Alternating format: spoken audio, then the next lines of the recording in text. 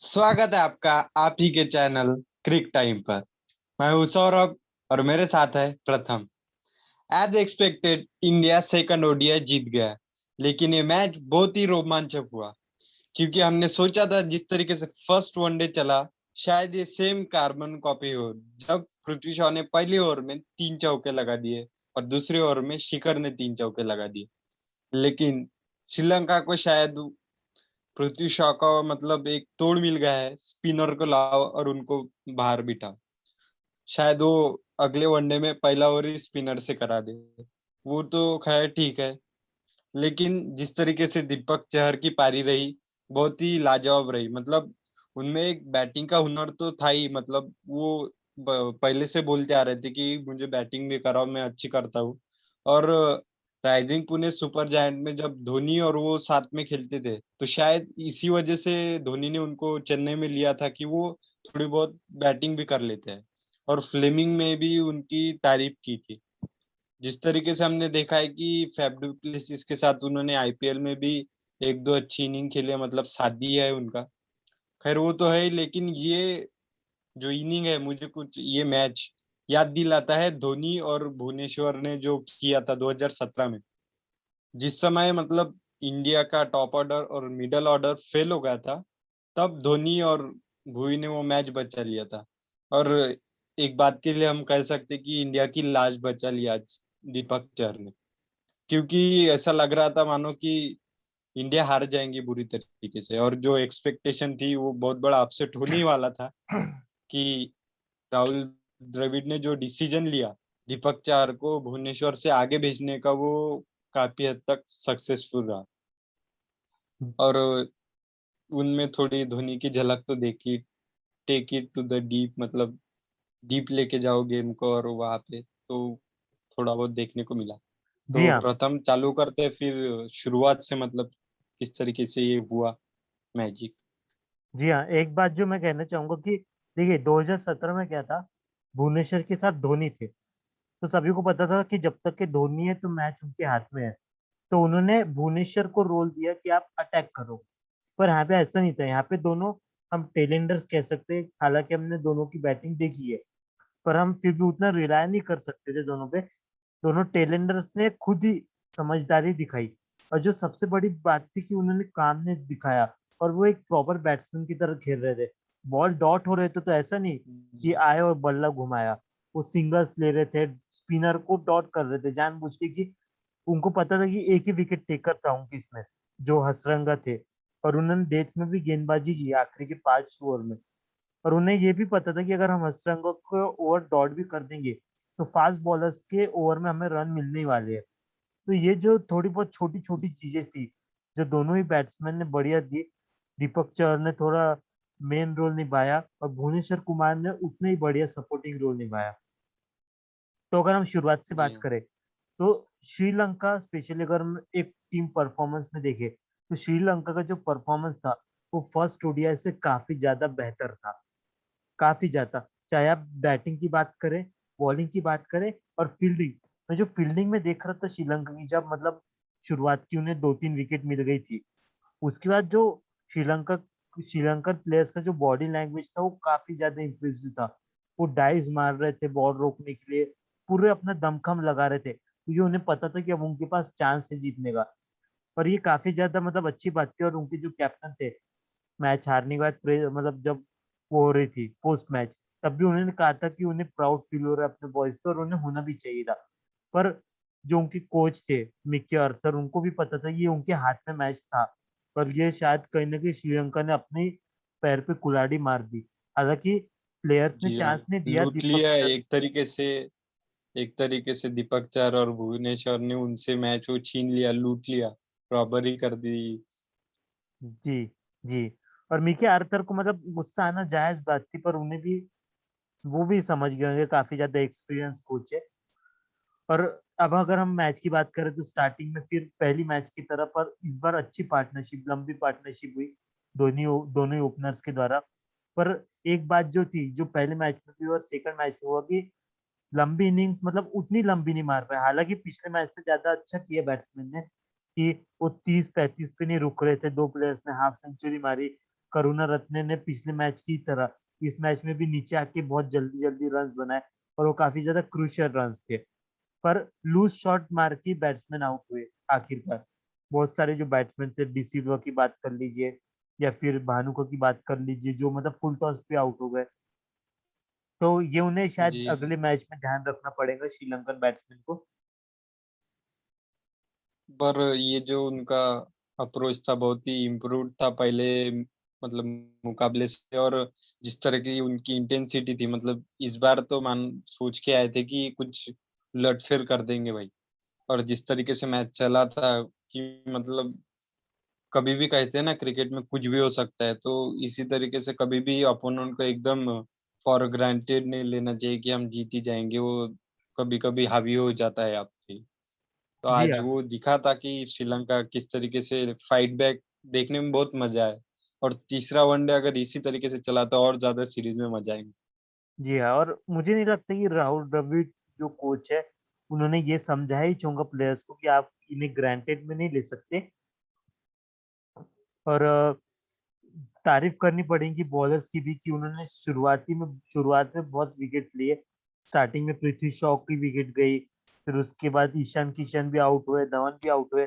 उसके बाद मनीष पांडे और सूर्य कुमार यादव के बीच में एक अच्छी पार्टनरशिप हुई। देखिए, विकेट जा रहे थे पर फिर भी मुझे कहीं ना कहीं लग रहा था कि इंडिया का हारने के चांसेस नहीं है। और जब तक ये कृणाल पांड्या थे तब तक भी नहीं लग रहा था। आखिर में जरूर होप थी दीपक चहर और भुवनेश्वर कुमार के साथ, पर हमें तब रियलिस्टिक रहना काफी ज्यादा इम्पोर्टेंट था। और हमें पता था कि दोनों कर सकते हैं। अगर इन्हें कर दिया तो ये काफी ज्यादा मतलब एक जो मैजिकल विन कहते हैं उस प्रकार से रहेंगे। शुरुआत में विकेट जा रहे थे। मनीष पांडे का जो रनआउट था वो काफी ज्यादा अनफॉर्चुनेट था और मुझे उनके लिए काफी ज्यादा दुख हुआ, क्योंकि ये सीरीज अगर कोई प्लेयर के लिए सबसे ज्यादा मायने रखती होंगी तो वो मनीष पांडे है। मुझे लगता है ये कुलदीप यादव से भी ज्यादा, क्योंकि कुलदीप यादव भी अभी यंग है, उन्हें चांसेस मिलेंगे फ्यूचर में। पर जो मनीष पांडे शायद उनका एक लास्ट चांस हो सकता था। और इस मैच में मुझे लग रहा था कि वो बड़ा स्कोर करेंगे, पर जिस तरीके से उनका रनआउट हो वो काफी ज्यादा अनफॉर्चुनेट था। आपको क्या लगता है? जी। वो तो मनीष पांडे बहुत बढ़िया भी खेल रहे थे उस समय, लेकिन बहुत ही ज्यादा उनके लिए दुर्भाग्यशाली हो गया, वो आउट हो गए। शायद ये मैच वो दोनों ही निकाल के चले जाते, कुछ भी हो सकता था मतलब। लेकिन अब भाई जो होना था वो हो गया। थर्ड मैच में तो उन्हें चांस है ही अच्छा। लेकिन जिस तरीके से इंडिया जीता भी है, लेकिन मैंने पहले ही बोला था कि सूर्य जैसा बैट्समैन चाहिए नंबर 3। क्योंकि आपने देखा है वनडेज में कौन करता है 3 नंबर पर batting, Virat Kohli, Steven Smith, Kane Williamson, जो रूट, बाबर आजम कभी कभी मतलब आते हैं। तो आप समझ सकते हैं कि ऐसा प्लेयर चाहिए जो मैच को अच्छे से समझ सके, अच्छे से खेल सके वो सिचुएशन।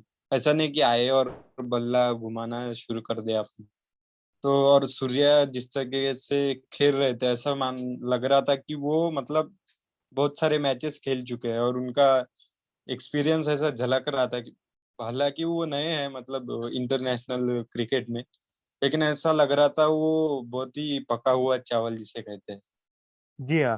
पर क्योंकि 3 नंबर एक ऐसा स्पॉट रहता है जिस जो स्टेबिलिटी प्रोवाइड करता है टीम को। और वहाँ पे आप ये ऐसे बैट्समैन को रखना चाहोगे जो जिस पे आप कभी भी रिलाय कर सकते हो एज अ टीम। और वही सूर्य कुमार यादव की खासियत है कि आप कभी भी उनसे परफॉर्मेंस की एक्सपेक्टेशंस रखो, वो खरी उतरेंगे।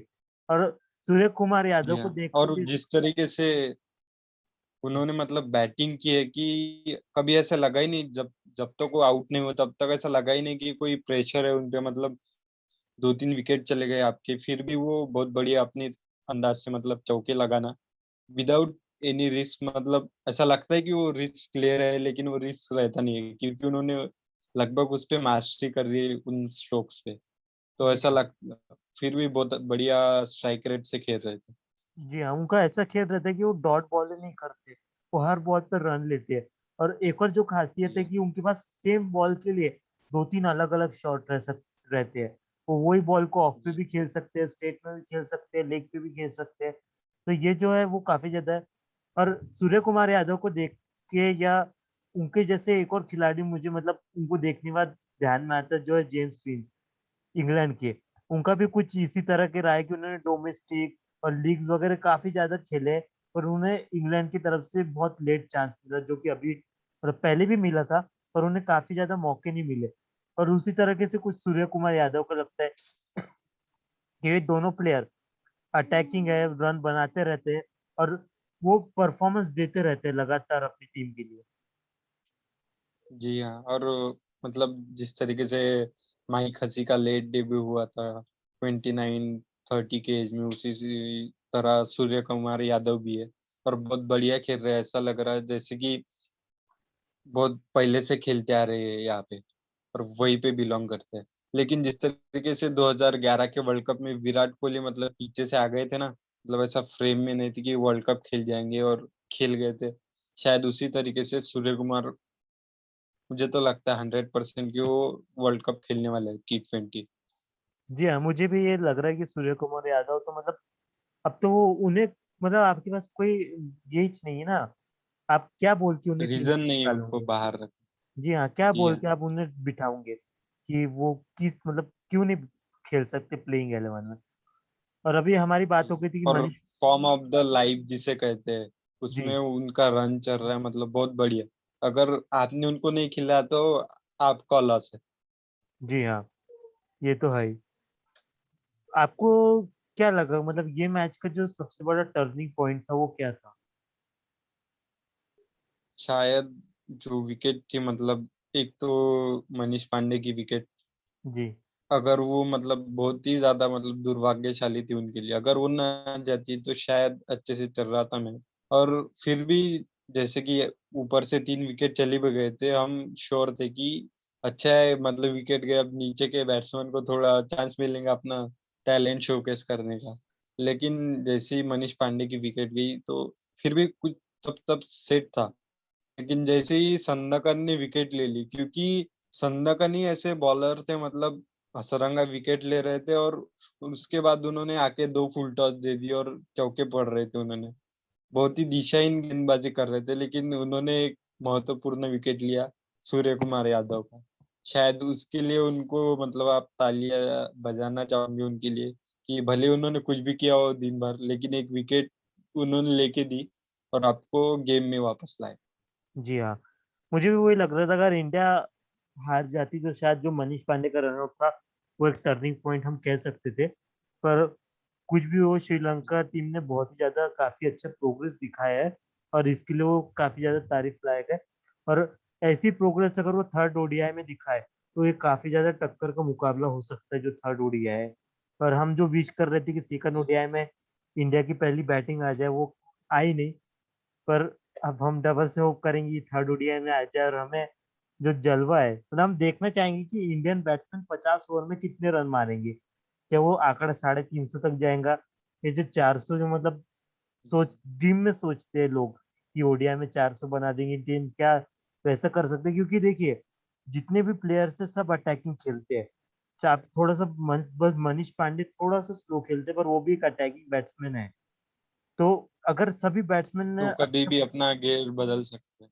जी हाँ, तो अगर स्टार्टिंग से अगर क्योंकि मारने लग जाते हैं, अगर ये 50 ओवर टीम खेल गई, अगर 50 50 ओवर खत्म होने के बाद इंडिया के 4 विकेट या 5 विकेट इसी तरीके से रहे तो मुझे नहीं लगता कि वो स्कोर 350 से कहीं भी नीचे दिखाई देगा।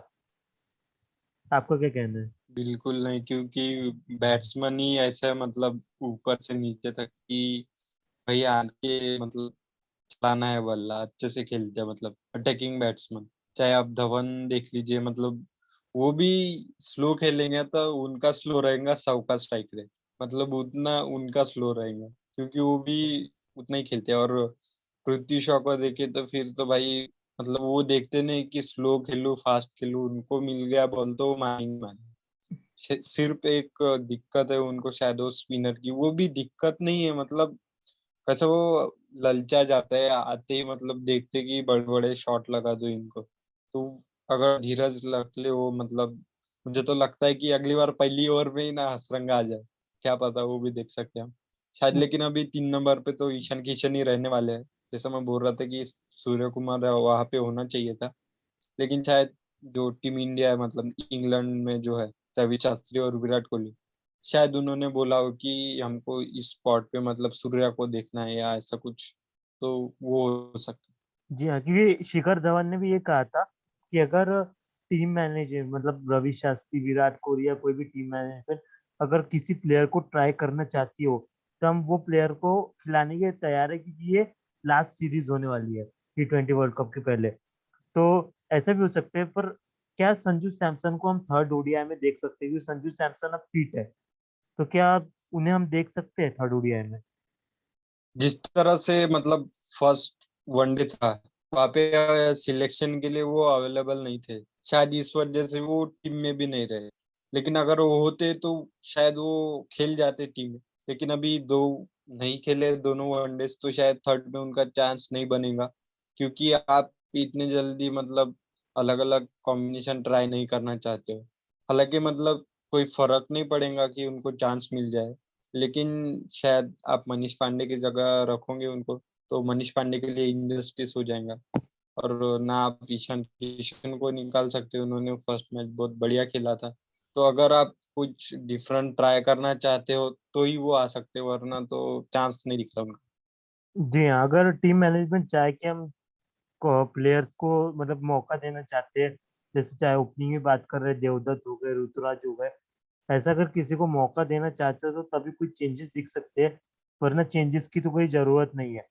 पर राहुल द्रविड़ ने जो कहा था सीरीज मतलब जाने से पहले, तो उन्होंने कहा था कि शायद सभी प्लेयर को यहाँ पे चांस ना मिले, क्योंकि वो यहाँ पे एक्सपेरिमेंट नहीं करने वाले ज्यादा। तो मुझे तो नहीं लगता कि कोई जी। चेंजेस होंगे। थर्ड ओडीआई में भी सेम टीम जाएंगी। और युजवेंद्र चहल जिनकी बात हमने अभी तक की नहीं, जिन्होंने काफी अच्छा बॉलिंग की थी, युजवेंद्र चहल ने 3 विकेट लिए थे।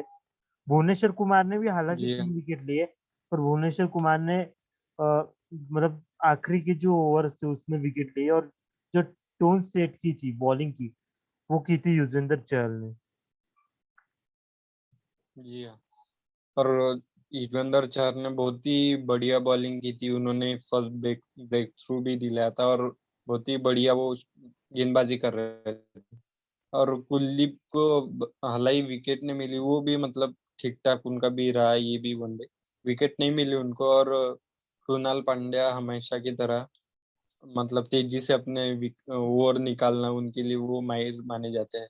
और शायद जिस तरीका का रोल रविंद्र जडेजा निभाते हैं, मतलब आते ही मतलब जल्दी से जल्दी ओवर खत्म करना, तो वो उसके लिए वो बहुत बढ़िया है। उनको भी विकेट नहीं मिली, लेकिन बॉलिंग उनकी भी बढ़िया थी।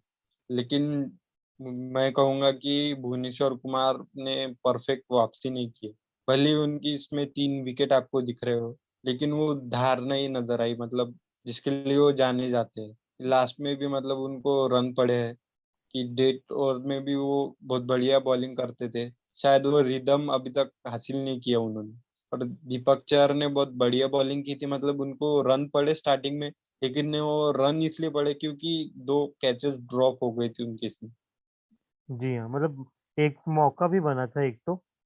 और देखिए भुवनेश्वर कुमार जो माने जाते हैं, उनका सबसे ज्यादा ये प्लस पॉइंट था कि वो स्टार्टिंग में विकेट झटकाते थे इंडिया के लिए, स्विंग करते थे और विकेट्स लेते थे। पर पिछले कुछ 2-3 सालों से इंडिया की ये बहुत बड़ी प्रॉब्लम रही है। अगर हम वो टेबल देखें कि worst bowling average power play में, तो सबसे वर्स्ट एवरेज इंडियन बॉलर्स का ही है, क्योंकि इंडियन बॉलर्स जो स्टार्टिंग के 10-15 ओवर है उसमें विकेट्स नहीं निकाल पा रहे हैं। और ये ऐसा नहीं कि भुवनेश्वर खेल रहे हैं, दीपक चहर खेल रहे हैं, जब जसप्रीत बुमराह बॉलिंग करते हैं, मोहम्मद शमी बॉलिंग करते हैं, या जितने भी इंडिया के फास्ट बॉलर्स है वो बॉलिंग करते हैं, सबके साथ हमें ये दिक्कत दिखाई दे रही है। पता नहीं ऐसा क्यों हो रहा है, पर ये काफी ज्यादा एक मतलब कंसर्न रहेगा इंडियन टीम के लिए कि ऐसा क्या हो रहा है कि उन्हें स्टार्टिंग में विकेट नहीं ले रही है। और हर बार यही हो रहा है कि स्टार्टिंग में इंडियन टीम विकेट नहीं ले रही है, और मिडल ओवर्स में बहुत ही बढ़िया कमबैक कर ली है। पर किसी बड़े दिन अगर वो कमबैक नहीं हो पाया तो इंडिया काफी ज्यादा मुश्किल में पड़ सकती है। जी हाँ। और अगर आप देखें मतलब ये मुकाबले में तो लास्ट के 10 ओवर में इस बार भी 80 रन पड़े आपको। क्योंकि 196 पे 5-6 उनके भी आउट थे इस प्रकार से। और सेम फर्स्ट मैच की तरह करुणा रत्ने ने आके नीचे रन लगाए हैं। जी हाँ। तो शायद वो आपको थोड़ा देखना पड़ेगा कि डेथ ओवर्स में आप कैसी गेंदबाजी करते हैं। लेकिन हम तो होप करेंगे कि इस बार उनको करना ही नहीं पड़े, और इंडिया की फर्स्ट बैटिंग आ जाए, हम भी जी देखें किस तरह से मैच जाता है। जी। और एक प्लेयर जिसको मतलब वैसे तो दो प्लेयर्स है, फर्नांडो और असलंका। फर्नांडो ने नो डाउट कि उन्होंने बहुत बढ़िया इनिंग खेली, पर वो एक लूज शॉट मार के आउट हो गए। पर जिसकी सबसे ज्यादा तारीफ करनी चाहिए करुणा रत्ने के बाद, ये देखिए करुणा रत्ने ने दोनों मैचेस में दिखाया है कि वो कितने बढ़िया बैटिंग कर सकते हैं। वो एज अ बॉलर आए हैं, पर वो बैटिंग करके दिखा रहे हैं। असलंका ने जिस टाइप की इनिंग खेली, रिस्क के शॉट्स नहीं थे, और सभी एक टेक्निकल मतलब वो टेक्निकली साउंड भी हमें दिखाई दिए, और जो शॉट्स थे वो एकदम क्लासिकल शॉट्स थे, एक भी रिस्क टेकिंग शॉट्स नहीं थे। श्रीलंका के बारे में जी आपका हाँ, क्या ख्याल है? मतलब मुझे लगता है कि वो जहाँ पे बैटिंग करते हैं उनको थोड़ा और ऊपर भेज सकते हैं, क्योंकि जिस तरीके से उनका गेम है, मतलब वो बराबर संभल के खेल रहे थे फर्स्ट मैच में भी और सेकंड मैच में भी, और बराबर से रन भी बना रहे थे अपने, तो बहुत बढ़िया काम उन्होंने किया है। और करुणा रत्ने की बात की जाए तो बैटिंग तो लाजवाब थी ही उनकी, लेकिन जो बॉलिंग भी उन्होंने मतलब एक्स्ट्रा एफर्ट जिसे कहते हैं, वो उन्हें जी उन्होंने डाला था टीम में। वो हमने जी देखा उनकी बॉलिंग में कि जिस तरीके से वो शॉट पे शॉट बॉल डाले जा रहे हैं कृणाल पांड्या को। और मैं कृणाल पांड्या की भी तारीफ करना चाहूंगा कि जिस तरीके से उन्होंने शॉर्ट बॉल को टैकल किया, मतलब स्टार्टिंग में एक बॉल चली गई थी हवा में और कैच हो सकता था, लेकिन जैसे ही वो बच गए उसके बाद उन्होंने अच्छे से उसको डिफेंस किया, छोड़ दिया। बहुत बढ़िया खेले, मतलब एक जुझारू पारी जिसे हम कहेंगे, अच्छे लगे वो, मतलब 34 रन, बहुत ही उन्होंने एफर्ट डाला उसके लिए। जी हाँ। श्रीलंका की वैसे तो फील्डिंग देखी, फील्डिंग उनका जो बॉडी लैंग्वेज थी वो काफी मतलब एक पॉजिटिव थी। वो डाइव्स मार रहे थे, पर एक जो रियलिटी है कि उन्होंने फील्डिंग में काफी ज्यादा मिस फील्ड्स की है, और शायद वो भी एक रीजन है कि वो मैच हार गए। कि आखिरी आखिरी में मतलब बीच में से जब दो तीन विकेट चले गए तो उनका जो बॉडी लैंग्वेज था वो काफी ज्यादा था। सभी प्लेयर्स डाइव मार रहे थे, बाउंड्रीज रोक रहे थे, पर बीच बीच में ऐसे इंस्टेंट्स आ रहे थे कि वो जो मिस फील्ड्स हो जा रही थी। तो शायद श्रीलंका यहाँ पे इम्प्रूव करना चाहेंगी, और वो ये भी चाहेंगी जो और लूज शॉट मार के विकेट्स दे रहे हैं वो ना दे। जी हाँ, कि मतलब उन्होंने इतना अच्छा भी किया नहीं, मतलब कि फिर भी वो 275 तक पहुंच गए। अगर थोड़ा और सेंसिबल होके खेल लिए उन्होंने तो 300 भी वो क्रॉस कर सकते हैं, जी हाँ। जो वो कोई बड़ी बात नहीं। मिडल ओवर्स में जो वो थोड़ा लूज कर दे रहे हैं अपना मोमेंटम, अगर उसमें थोड़ा ही अच्छा कर दे तो 300 तक तो ये आराम से स्कोर जा सकता था। तो हमें देखना होगा कि थर्ड ओडीआई में जी किस तरीके से श्रीलंका भी अब रिस्पॉन्स करती है, क्योंकि वो अब उनका एक सेल्फ रिस्पेक्ट वाली भी बात रहेगी कि वो कम से कम 3 मैच से एक मैच तो भी जीतना चाहेंगे। और हम देखते हैं कि इंडियन टीम क्या कोई चेंजेस करेंगी या नहीं, और होप देखना चाहेंगे हम कि फर्स्ट बैटिंग आने पे इंडियन टीम कितना स्कोर लगा सकती है। तो आज के लिए यही हम खत्म करते हैं। जी तो आपको अगर ये शो पसंद आया हो तो हमारे चैनल को जरूर सब्सक्राइब करें। हम ऐसे ही शो आपके लिए लाते रहेंगे, और हमारे साथ बनिए, हमें सपोर्ट करिए। आज के लिए इतना ही। थर्ड मैच से पहले हम उसका भी प्रीव्यू शो लाएंगे, और उसका पोस्ट मैच शो भी लाएंगे, तो हमारे साथ बने रहिए। तो आज के लिए इतना ही। धन्यवाद। जी।